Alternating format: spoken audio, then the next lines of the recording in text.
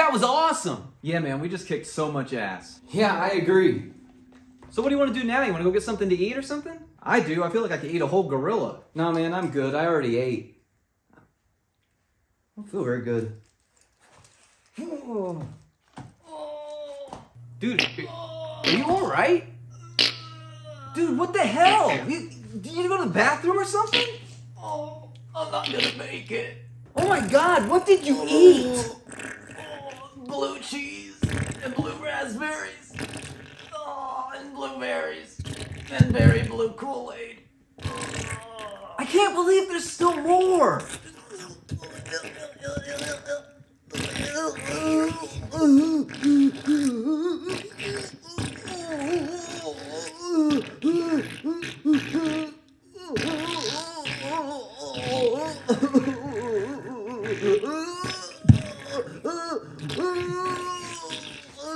Hey, can I ride with you? Oh, sorry, the truck only seats one. You kidding me?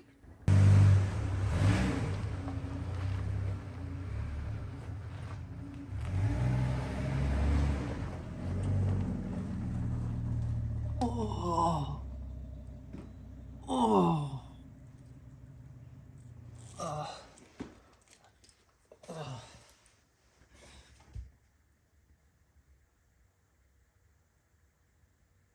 Oh no. Oh no. I took a Blue Doodoo! No!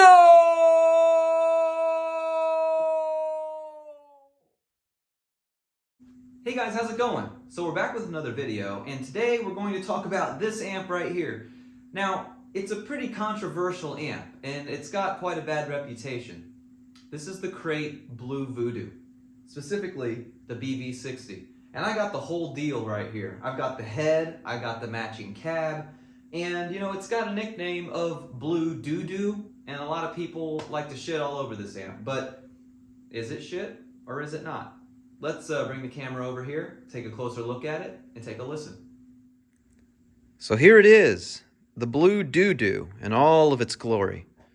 I want to start with the aesthetics because that's probably the most appealing thing about this amp if you don't know anything about it. It is blue. The Tolex is blue. You can't really tell with this lighting, but it is blue. And it's got a gold Crate logo there and a gold Crate logo there. It's got a mirror in the back, and it has lights that glow when you turn it on. Something that's really funny about this is those are light bulbs. That's not actually the tubes glowing. I want to try it. There you go. That's not actually tubes glowing. You see that? Right there in the middle of your screen. That is a light bulb, and there's another one on the other side. So that's not actually the tubes glowing. I think it's okay. It's kind of funny.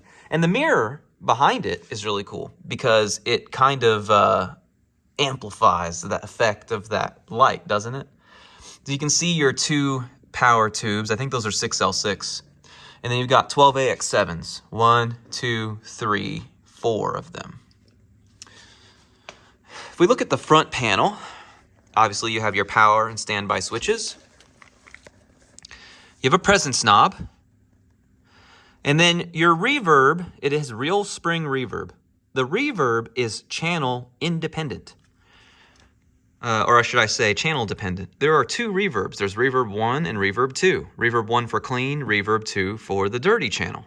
This is in fact a 2-channel amp, and I do really like the fact that I can have reverb set separately. So I don't use clean a whole lot when I play out, so I'm gonna have drippy reverb on it when it is clean probably.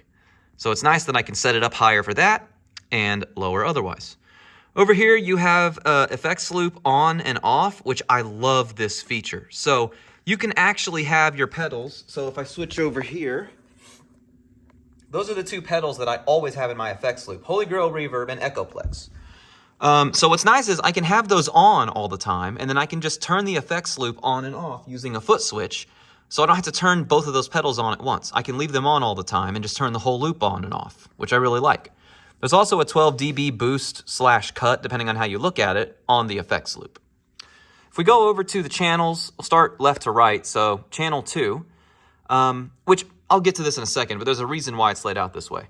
Channel 2 shows up first here, and you do have a gain and a master. So you can crank the gain and cook the power tubes, or I'm sorry, the preamp tubes, cook the preamp tubes, and control the power tubes with the master. And then you have a 3-band EQ, okay?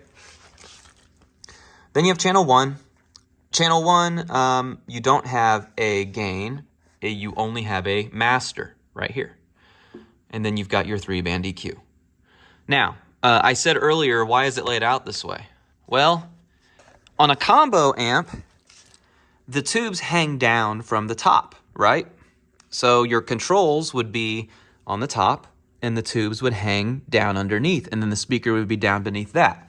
The reason that it's this way, in my opinion, is that channel 1 would appear first if this were the combo amp. You know why? Because the combo amp is this exact same thing flipped upside down with the tubes hanging beneath it with a different front panel. So that's why I think it says channel 2, then channel 1, and why the reverb is at the beginning instead of at the end. Let's go around to the back of the amp. So back here you can see BV60H is the model number. You have an impedance selector switch, which I really like. It's currently on 16. You have 2 speaker outs, 50 watts. You have a line out, which is really cool. You have a foot switch, and you have an effects loop. There's your power. The cab is really cool too. So the cab, by the way, both of these were made in the USA, which is really cool. I really like that. I wish everything were made in the USA still, but alas. Anyway, this amp can actually run, this cab can actually run in stereo. So you could have 2 separate 8 ohm amps plugged into this and output 1 amp on one side and 1 amp on the other side.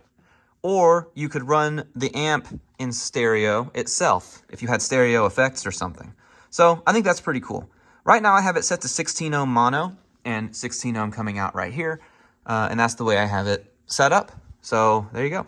All right, so the last few amp demos that I did, I noticed that you couldn't really hear my voice really all that well. So got the PA on so you could kind of hear me. So we're going to start with the amp just on clean. We'll go from there. So we'll start with clean, I'll add some reverb. All of this is going to be the amp. Nothing in the effects loop to start with, all right?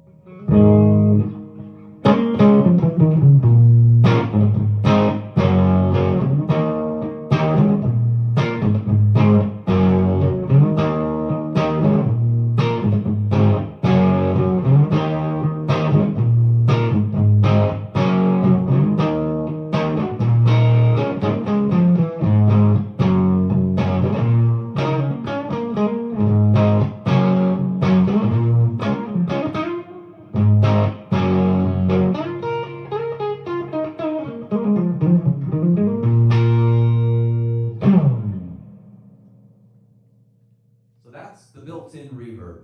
I think the built-in reverb is pretty good.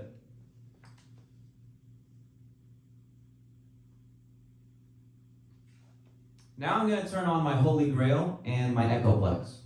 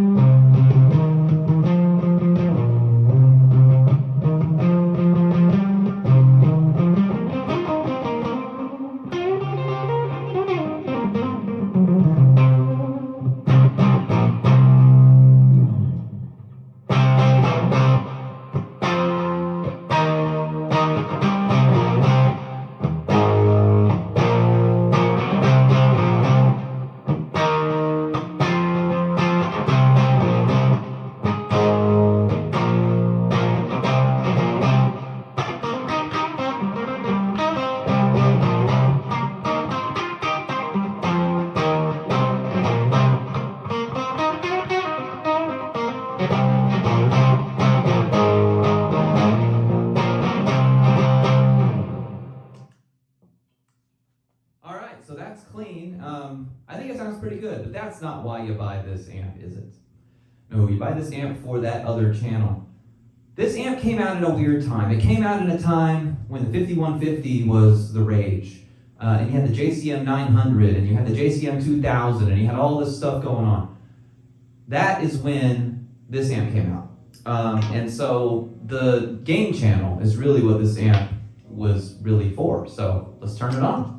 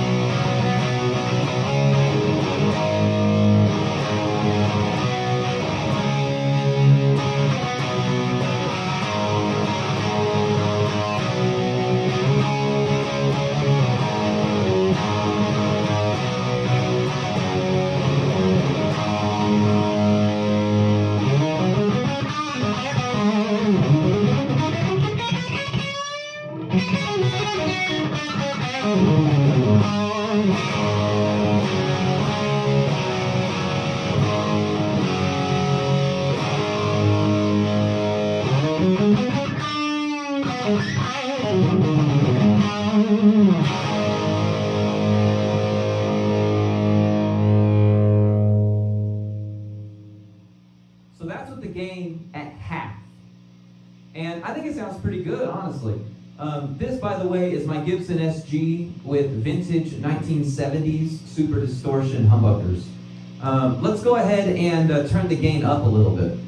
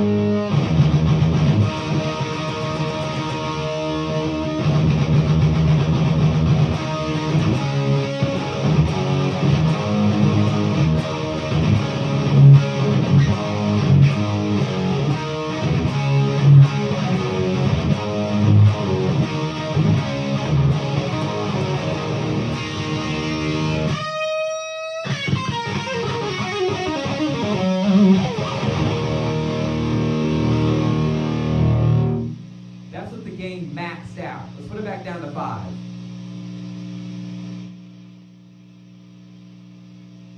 Now let's turn on the built-in reverb.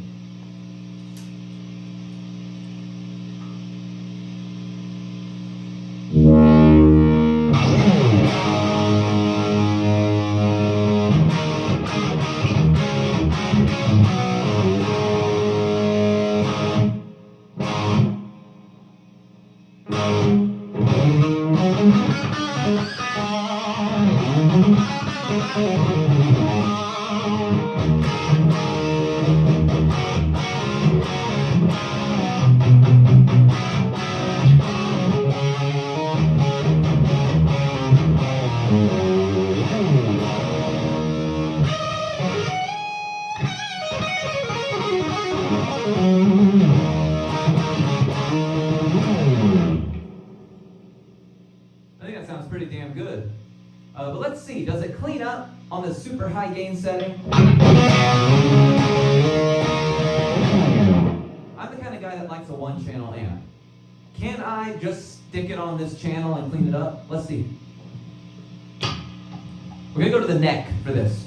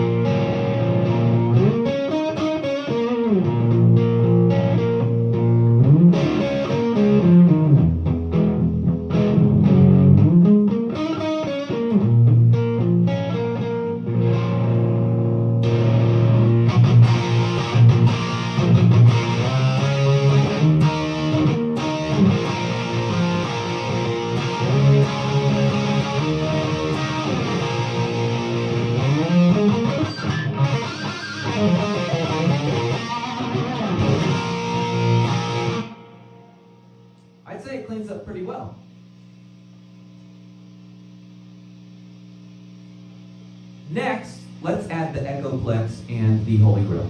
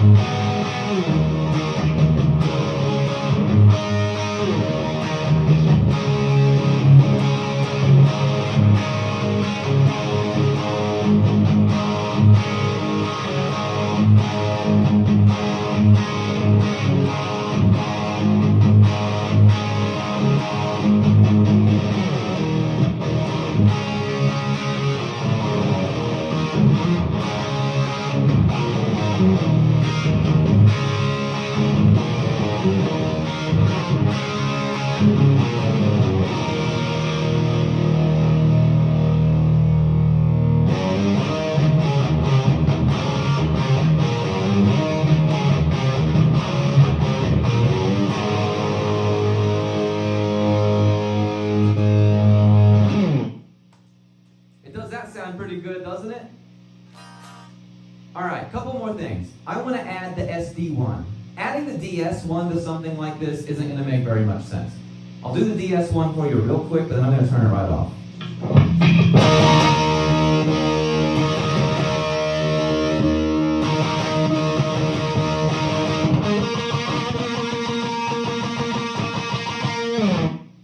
See, you can't even tell. The SD1, however, is great because it pushes the 12AX7s in the preamp even harder.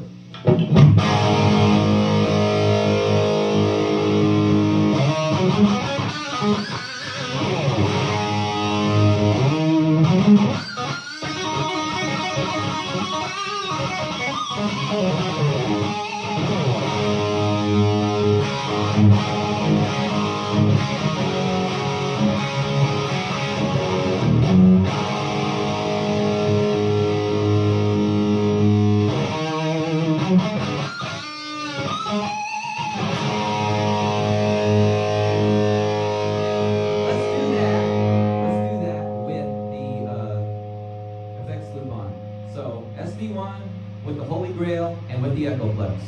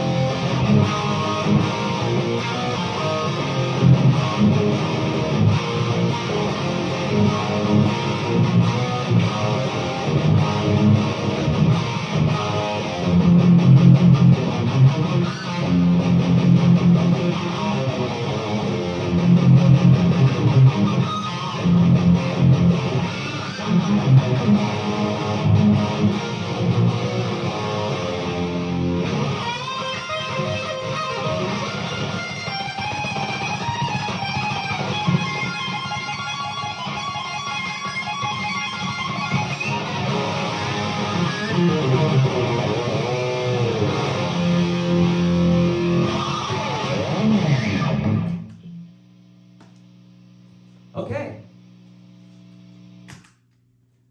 One last thing to do is put it back on the clean channel and turn on the DS1 so you can hear what the distortion sounds like through this clean.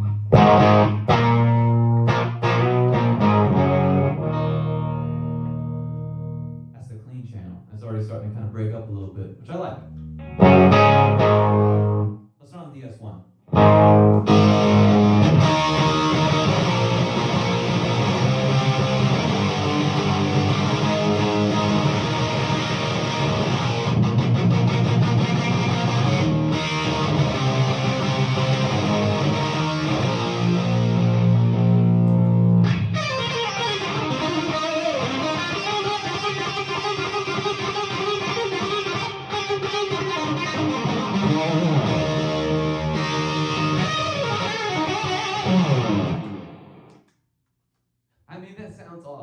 doesn't it? Sounds absolutely awesome. So there you go. That is the Crate Blue Voodoo. Is it a Blue Doodoo? Hell no. This thing is amazing. It is a sleeper. You can usually find the full stack for about $500 or so. And I think it's worth it. Compared to the other things you could get for that same price, it kind of blows everything else away. Now, they use PCBs, the tubes are mounted stupidly, they're hard to work on, and if it needs to be retubed or biased or something, it's going to be kind of hard to find a guy that can do that for you. However, if you find one in good condition at a good price, I say go for it. It's really cool. It's also fun to have something that everybody else hates that you can make sound good. Just like my Line 6 spider head that I have over my left shoulder, and the Marshall Origin 50 that we talked about recently. It's fun to have gear that people don't like, that you can make sound good. But here's the caveat, not just for that reason. It's an additional reason, because the Blue Voodoo actually is really good on its own. I highly recommend it, and I hope you liked it.